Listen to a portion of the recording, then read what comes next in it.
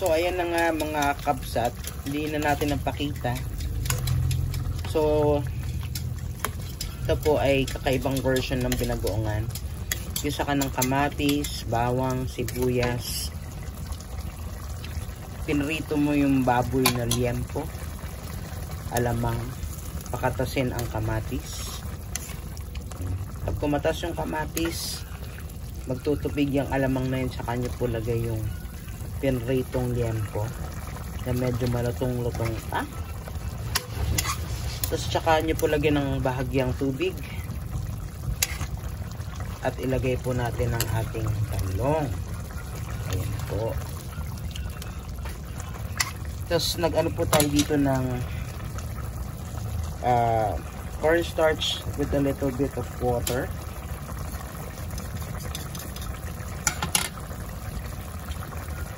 Nilagyan po din natin to ng konting aswete, pampalasa po. At pangpakulay ng makulay na buhay.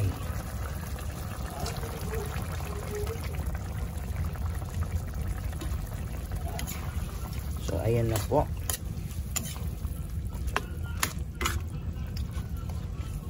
Pakulaan lang po natin siya ng bahagya ulit hanggang maluto po ang ating eggplant.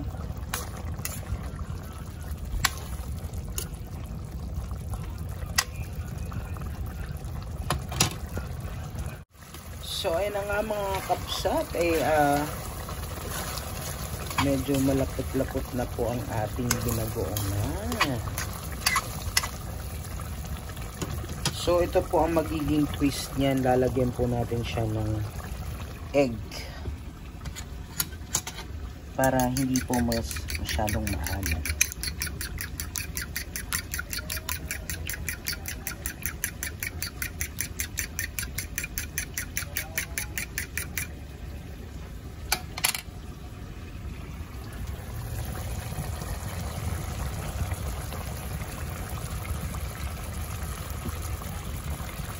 Luin.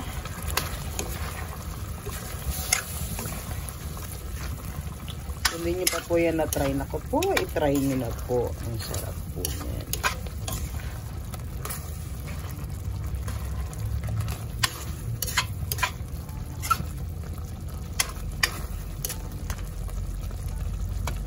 Then, lagyan po natin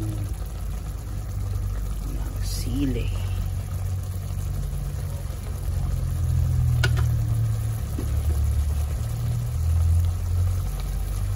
Siling pang forever. Sarap at ano daw yun? So ayan na nga po mga kapsat. And few minutes later ay luto na po ang ating spicy binagoongang pork with egg.